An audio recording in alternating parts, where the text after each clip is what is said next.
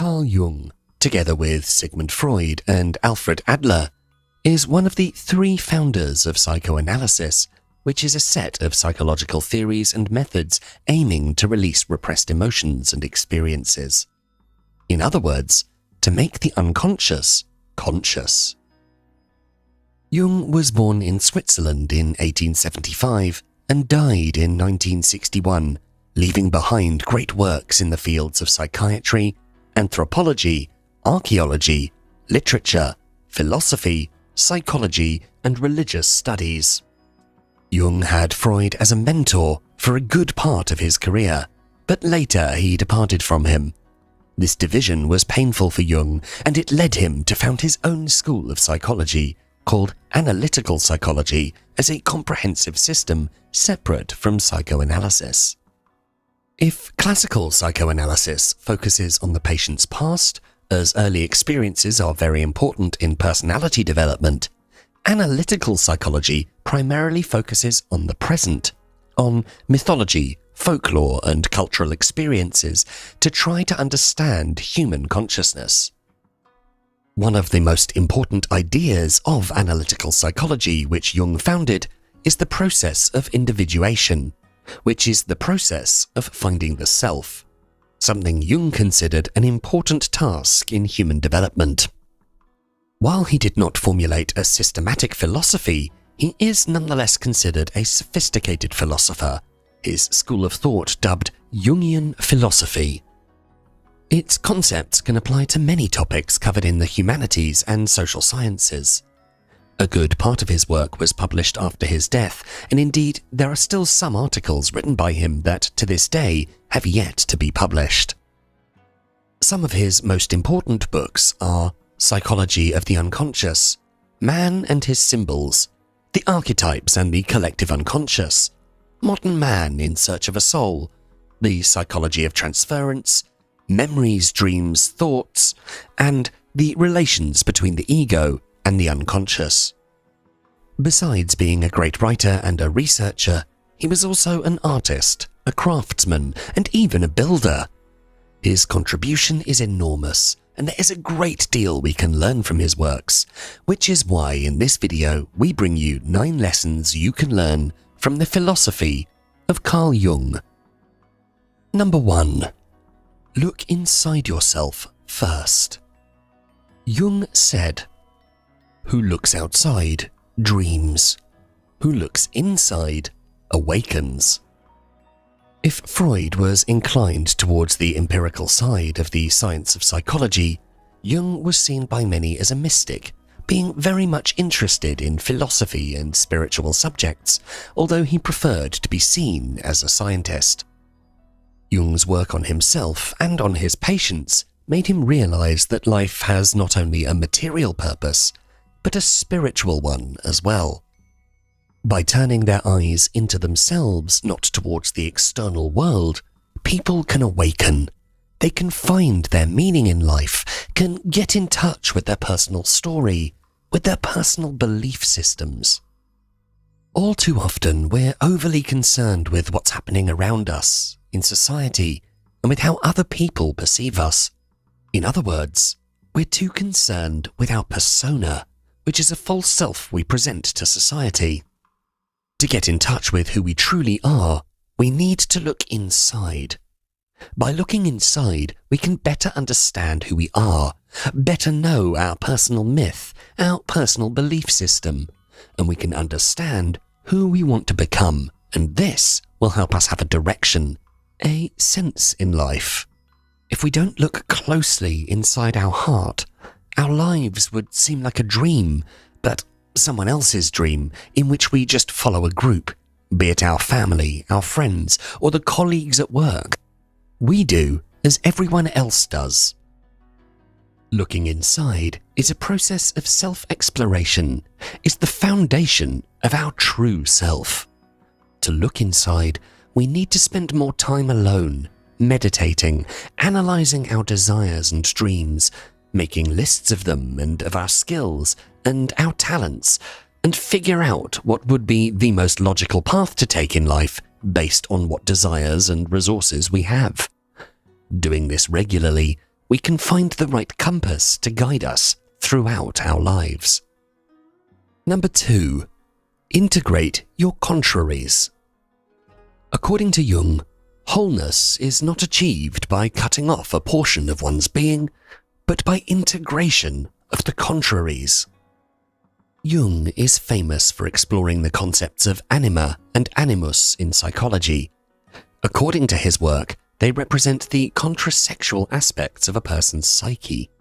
Jung believed that if you're a woman, you have an interpersonal masculine psyche or animus within you.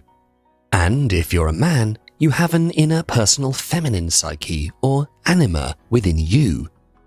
While our understanding of gender in the way Jung expressed it has changed radically in the decades since he developed his theories, the principle of a duality of personality can still be a useful way of understanding and working with our own holistic psyche.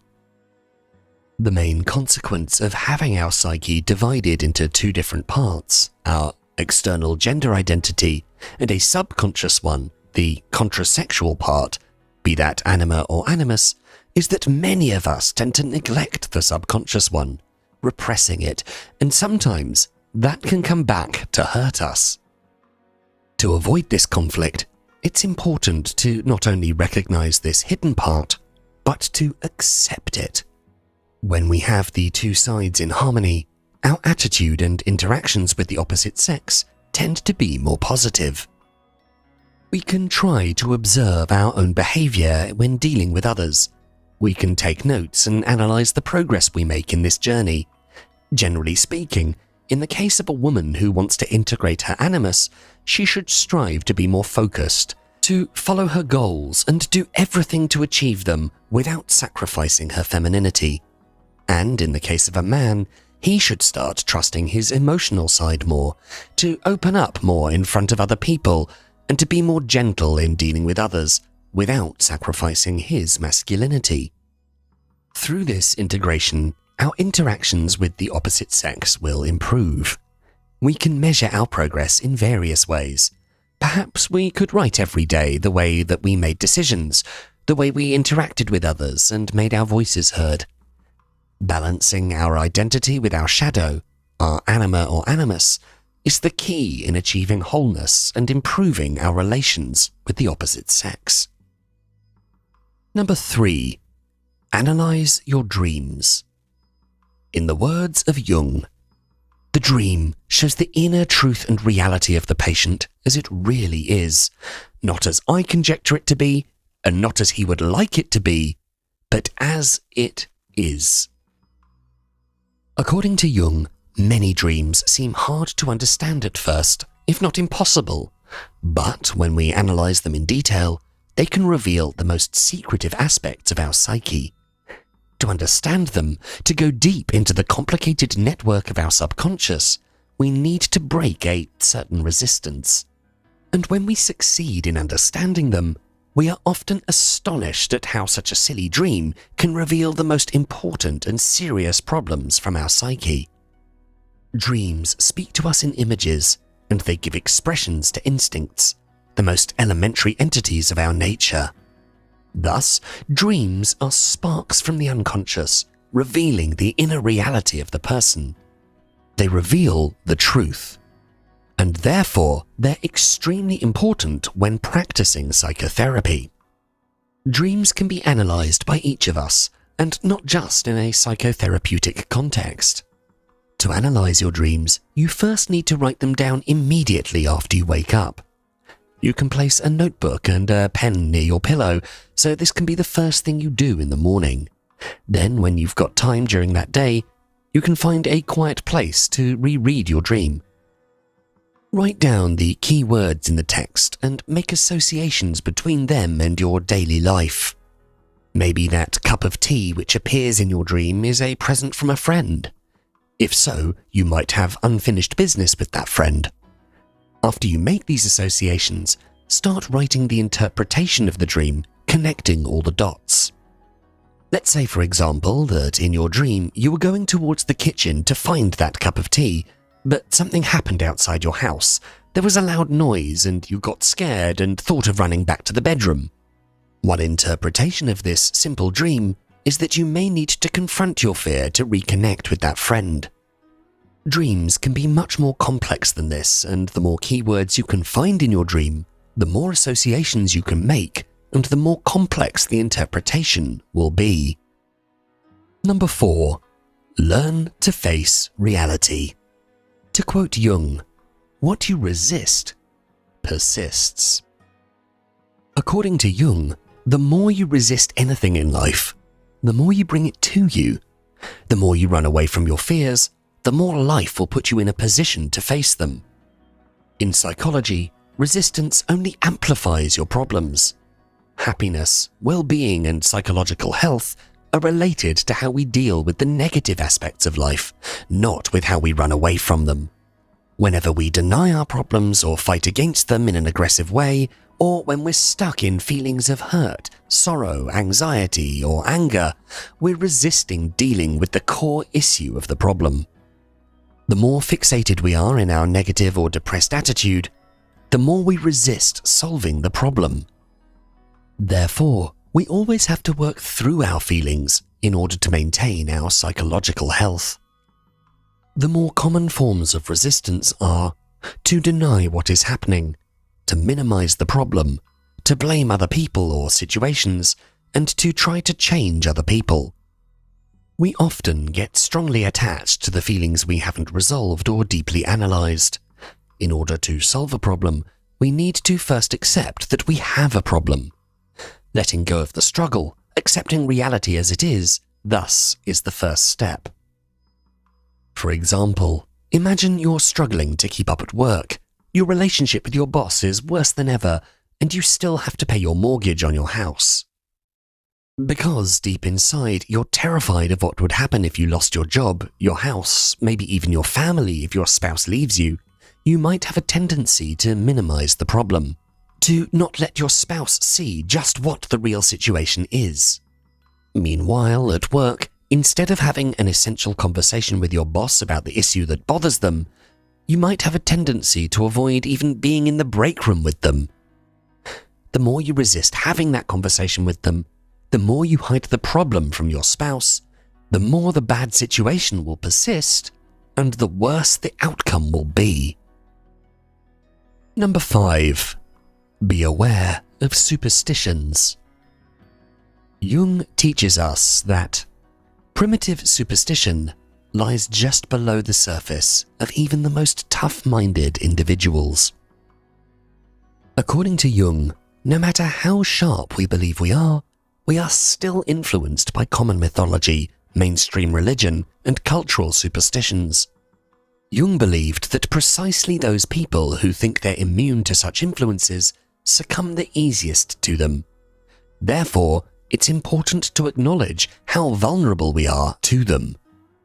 One of the main concepts which Carl Jung came to is the concept of collective consciousness, which means the consciousness that is common to all humankind. Jung thought that the great aspects of life, like sexuality, are related to some primordial images coming from the collective unconscious. In the collective unconscious, these primordial images were deposited along thousands of years, and they influence our daily lives. Our basic problems are not new. They were repeated several millions of times by our ancestors, and their traces can still be found in our collective unconsciousness today. And superstitions are some ways by which humans tried to face these problems. There's no meaning to running away from primitive superstitions. It's healthier to acknowledge them and find a way to integrate them into our evolved culture, no matter how silly they may seem to be. One of the best ways to make sure we don't succumb to primitive superstitions is to first stop believing we're immune to them. For example, according to Jung, many types of inexplicable phobias are born from the collective unconscious. Fear of the dark, loud sounds, bridges, or blood. Even though there aren't many snakes in Great Britain, for example, it was found that many children have an inexplicable fear of snakes. Humans have always been afraid of snakes. Even the biblical myth of Adam and Eve included a snake, and many superstitions were formed around them. Indeed, scientists considered that there was an evolutionary advantage given to those who avoided dangerous animals like snakes. So, instead of ignoring your fear of snakes and going into their territory without any concern, it's much better to listen to your fear and avoid those areas, or at least take appropriate precautions. It is often advantageous to integrate superstitions into our lives, but of course not at the expense of our faculties of reason. Just because there are no snakes in the grass where you live, doesn't mean you never need to wear shoes. Number 6. Think. Don't judge. As Jung once said, thinking is difficult. That's why most people judge. According to Jung, the process of judging says more about the person who judges than about the person who is being judged. It's all based on the process of projection. What disturbs us in others is often what's wrong within us. Thus, knowing how to observe others and how what they do upsets us can help us understand ourselves more and fix our personal issues. Also, it's a matter of showing empathy to not judge other people, and it's more moral to think before opening your mouth to criticize someone.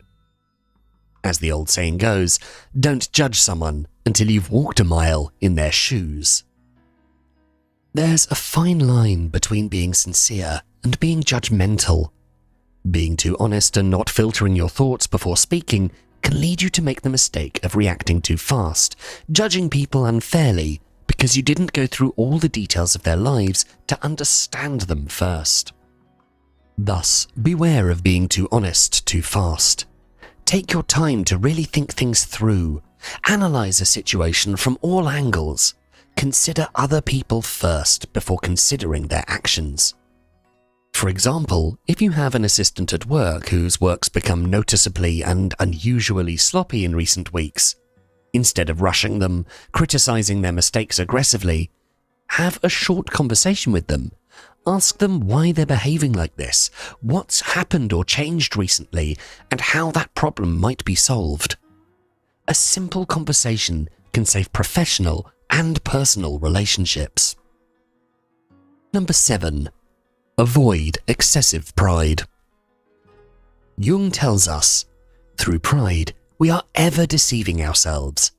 But deep down below the surface of the average conscience, a still, small voice says to us something is out of tune.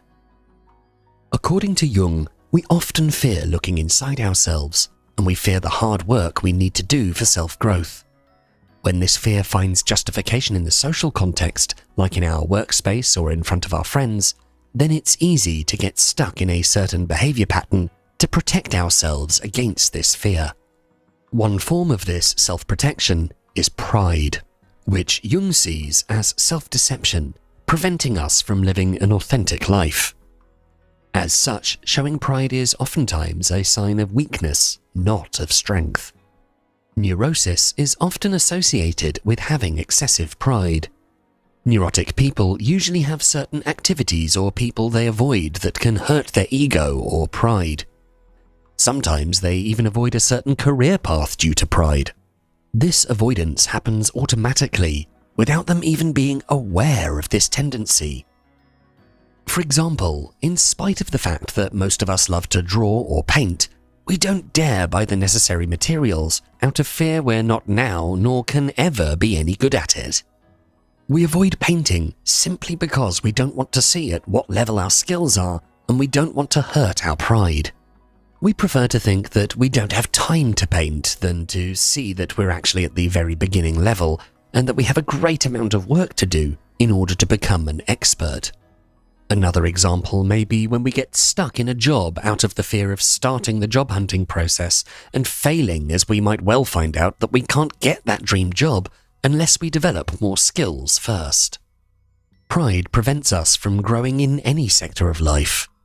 To develop ourselves on all levels means to be more humble, to dare to face the reality that we're not as great as we think, and to start on working on improving ourselves. Number 8. Be eager to grow older. Jung wrote, "Life really does begin at 40. Up until then, You're just doing research. Carl Jung lived a long life and he enjoyed a stable family life, a very good financial situation, having a successful career, and achieving international fame. At the beginning, he was an apprentice of Freud, but later, and when he was around 37 years old, he departed from him, becoming an independent, focusing on his own school of psychology, analytical psychology. The moment of the breakup with Freud was when Jung published his work, Psychology of the Unconscious. From then, Jung walked on uncharted territory, and all his friends left him, except 2 colleagues.